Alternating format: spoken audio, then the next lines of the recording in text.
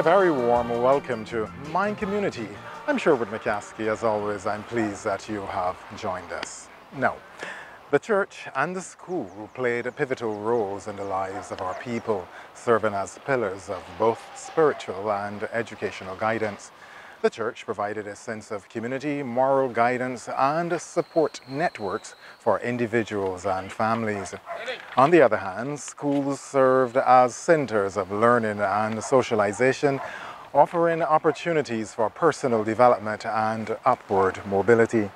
Together, these institutions fostered a sense of identity, values, and resilience within our communities. They have been shaping the trajectory of individuals and societies alike. In this edition of My Community, we will examine the fundamental role of the church and the school on the lives of community members. Many of us, including myself, attended Sharon School as it was known in those days. We had a school where our friends or fellow pupils were drawn from the same areas that the church drew its membership from. It was easy. We would spend time walking to school together, and friendships developed from those areas. The school became, and the church became inextricably bound. And it was not just the church and the school were not just appendages of each other, but certainly a partnership. A partnership that developed over the years. And I must remind you that certainly in Barbados, within the last 50 years or so, the government has decided that some of the plant that was developed and built by not just Moravians, but certainly other church organizations over the years were beginning to come tired, were certainly not fit for the purpose of education in the modern sense. And so we had a development of new schools being developed over the period in the last 50 years. A new school was built at Sharon and opened in around 1986, I believe. But although it is further away from the church, that linkage still remains. In fact, if you look at the crest of the new school, you would see that they have found a way in creating a crest for that church, for that school, to incorporate the steeple at Sharon. And therefore, pupils who may not know the history of Sharon, who may not know the goings-on and the development history, would still be reminded indirectly of its link to the church here at Sharon. In fact, Sharon School has a very interesting history. Not just because of the areas from which its pupils were drawn, but some of the teachers that taught in those schools. One would readily remember Mrs. Stevenson, who was headmistress at Sharon, Mrs. Boyce from Arthur Seat. And that certainly instilled in people that you can do as you like outside of school, because the respect that they gained from the pupils that they taught Monday to Friday extended 24/7. It was not unknown to people in this area and other parts of Barbados as well, that if you were found misbehaving by a teacher or an elderly person in your society, you will be reprimanded in the strictest of manners, not just spoken to, but given a song beating if the situation warranted it. A couple of years, certainly in my time, and I would say that anyone around this area probably went to school at Sharon. Whether it was from your grandmother or great-grandmother's time, right down. Personally, I come out of a long chain of persons who went to Sharon School, a very proud institution, not a glamorous institution in terms of physical structure, but certainly one of achievements of which we are all proud. At this point in time, I just want to make an aside and say that the current Member of Parliament for St. Thomas, Cynthia Ford, cut her teeth in teaching at Sharon School and was in fact one of my first teachers. I don't want to date the lady more than I need to, but certainly many of us in this area can look back with fondness. I mean, some people recall bad things in their life, but certainly we would recall with fondness our attendance at Sharon School and certainly the days spent as pupils at the feet of the Member of Parliament for St. Thomas. But the church was not just affiliated with the school. There were a number of activities at the church and sponsored by the church which led and spurred community development. Because in those days, the church was a focal point for a meeting place, for entertainment, and for social gathering, when there was a school fair or church fair. That was held, as far as I can remember, and probably before my time as well, on Easter bank holiday, and was akin in the rural settings to Civic Day or that sort of thing in an urban setting. You had to get new clothes to go to Sharon Faire. You were dressed to death to go to Sharon Faire. Sharon Faire was the social activity of this area. In those days, the music was supplied by a gentleman because we named Carol Brewster, who was not just a community guy and a fellow that lived in Jackson, but certainly one of the top hi-fi men, as they were known in those days, throughout the island, and would play for dances here, there, and yonder throughout this country. It's surprising in this day, and probably those of the younger generations might find it hard, that Sharon Faire would have hundreds of people and would go on from, as it was advertised in those days, from 2 till 6, but would last much longer than 2 till 6. But I cannot remember a violent incident occurring in those days. Not even a stone was thrown, a bottle, nothing like that. People came out, enjoyed themselves, and in those days, certainly in the early days, there were no minibuses, and by the time people were heading home, they would have to walk, but they were walking groups. And that fostered the development of that community spirit. The other occasion sponsored by the church or affiliated with the church was the annual excursion, which was usually held in August, in the height of the summer vacation. That too was a big social event. Like most other outings, as they were referred to at the time, it would be a culinary feast. Everybody would cook something and the baskets would kill you as you drive along in the bus. And you'll have rice and stew, you'll have baked pork, baked chicken, everything will be in that.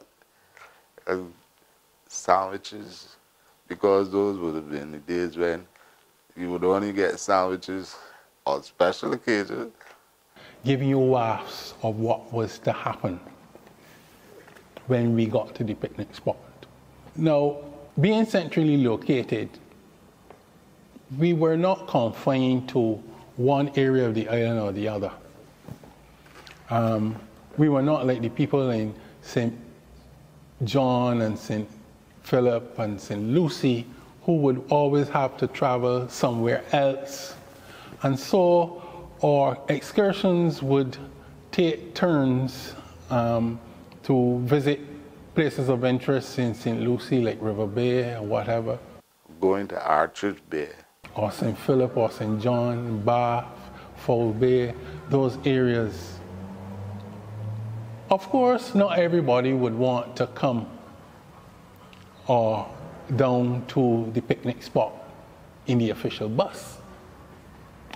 Many people from the environs of Sharon would catch the public transportation and go to the picnic spot where they would be welcomed with open arms and enjoy the festivities of the day.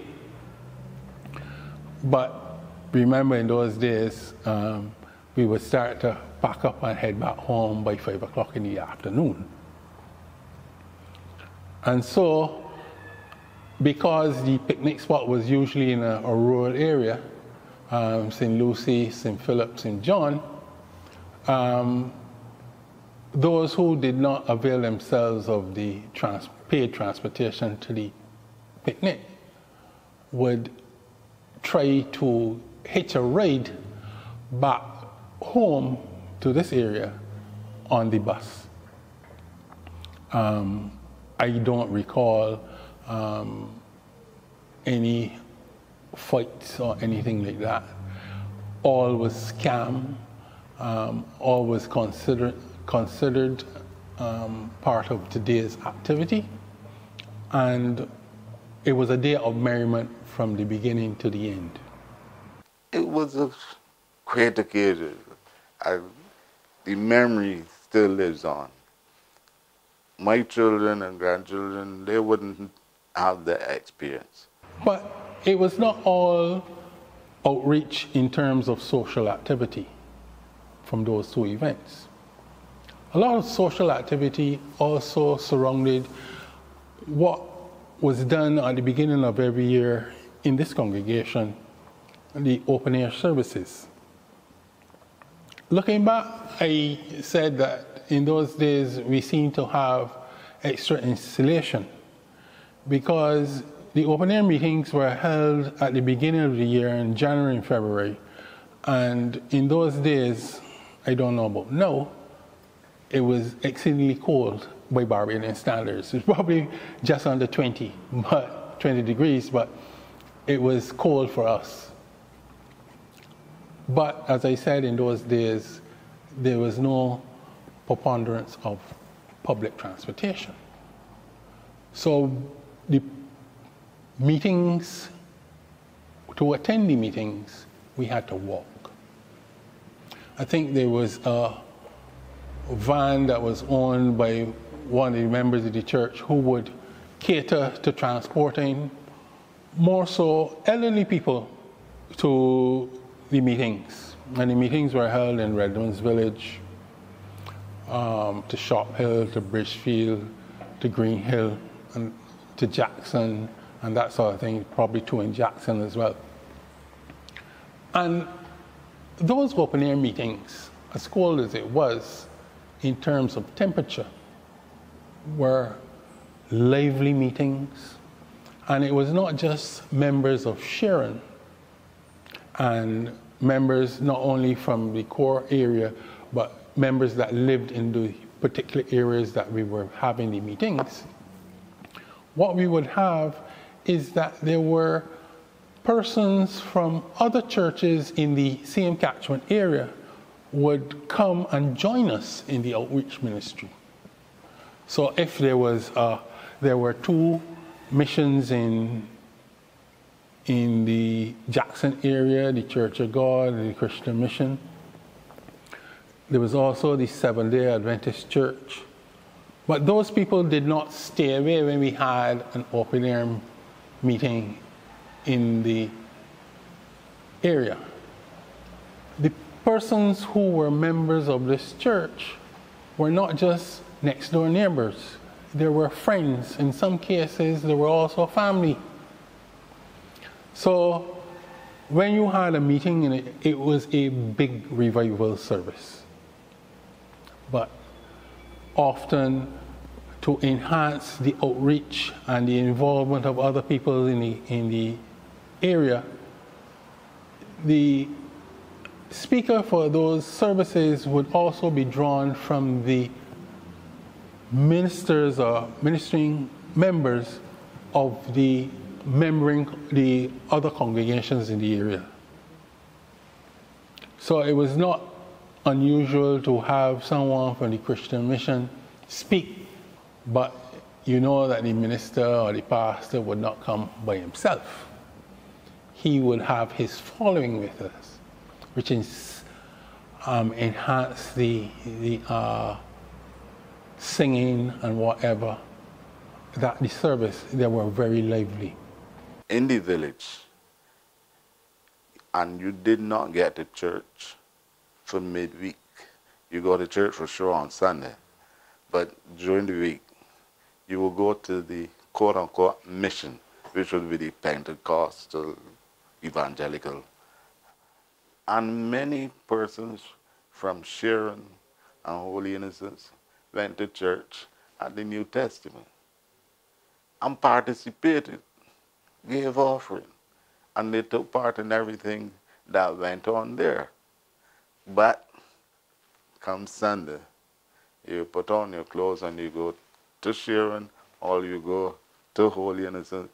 That is where your formal association would have been. And those things, those churches kept the society together. They imparted values. They took care of children. I remember going to Sunday school at the New Testament. My parents were Moravian and Anglican. Father Anglican, mother Moravian. But I went to the New Testament, to Sunday school, and had my golden text and all that. I remember distinctly, the Lord is my shepherd, I shall not want. Now, I was a little fella, but they imparted values, and these things remain with you. I remember I was about, what, 4 or 5. To this day, I remember that. And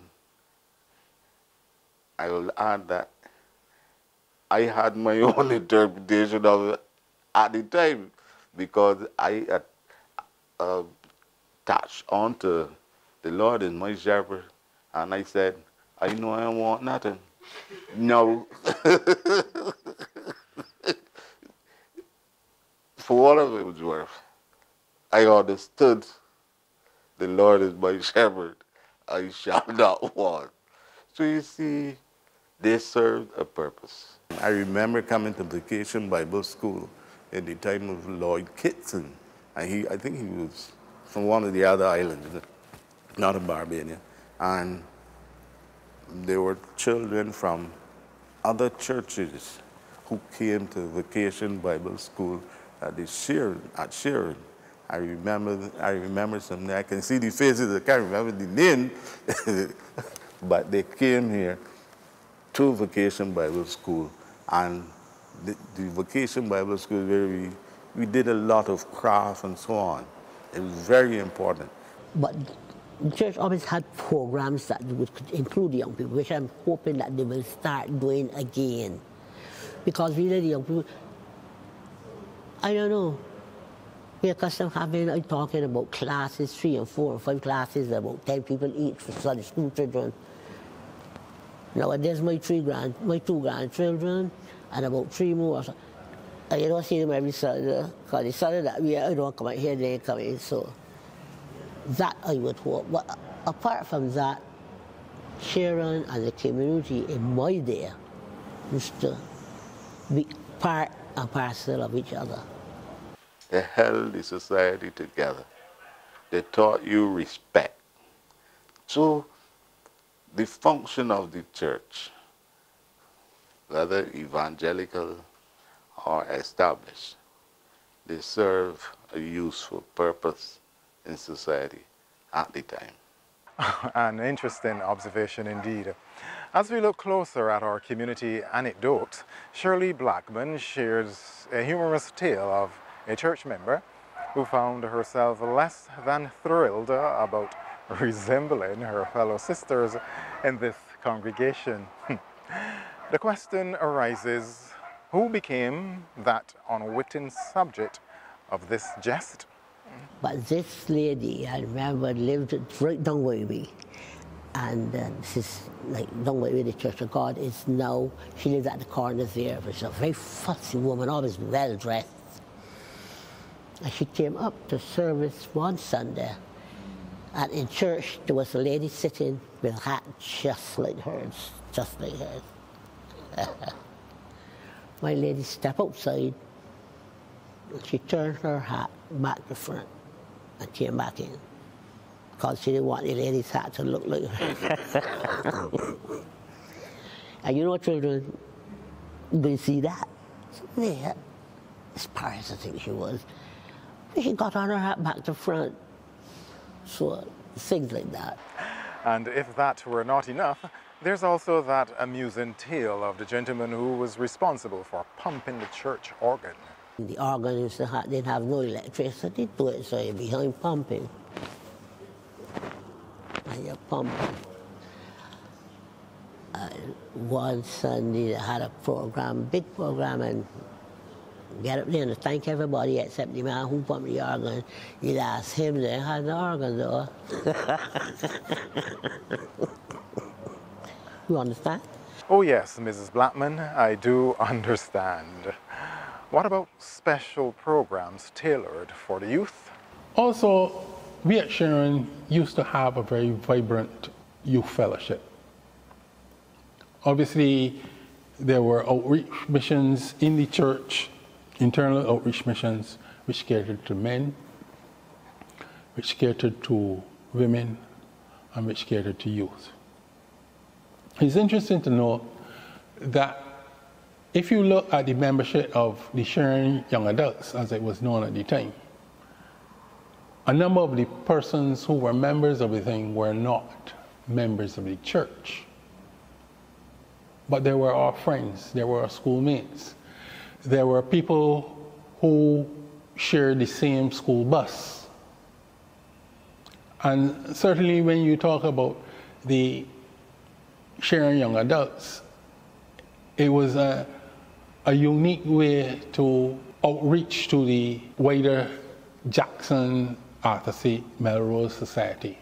And I think that that is something that we have to look back with much pride on what it has been to cement a society. Much can be said over the years about what has happened in this society, but I think that we are all proud to have been touched in some way. If you go through, as I said, the footprint area that is served by this congregation, there are not many people who would say the experience with Sharon has been bad. Whether you came as a member, whether you came as a pupil at Sharon School, but certainly your affinity to Sharon, your experience with Sharon and its environs has been a source of pleasure to all of us. If we look and we see here, we have just celebrated 225th year of the construction of this edifice. It is a testament to the hard work of people who had nothing. But like the widow in the Bible, they gave all. They gave their widow's mite. When this building was restored at the end of 1980s, early 1990s, we had very similar resources. Of course, the majority of the congregation was not comprised at that time by enslaved people. But we still did not have a mix in our congregation like some of our other congregations of members of the plantocracy who would willingly give a couple $100. But what we did was have people with spirit. And certainly this church was restored. We had some help from our friends in the National Trust and whatever. But we did this work and we restored it to its former glory with all its architectural structures in place with very limited resources, but giving and giving and giving. And I think that in Barbados, we have to go back to those days and embrace them, embrace the community spirit. Many of us have gone away and we scarcely know who our next door neighbors are. I am thankful for the upbringing and the foundation that was laid in those days through my association with the church, and that started probably throughout my life. The records will show that I was brought to this church to be baptized as a baby within 1 month of my birth. So all my life is not just hype, it is actually truth. But we have to be thankful for the foundation laid and build on that foundation to develop the Barbados that we saw and our missionary forefathers saw in the early 18th century. Thank you very much. And we also thank you, Berkeley, for sharing your wonderful memories of Sharon, the church, the school, and the community. I'm Sherwood McCaskey. This has been My Community. The series continues next week at the same time. In the meantime, do take good care of yourself and look out for the interests of your neighbors.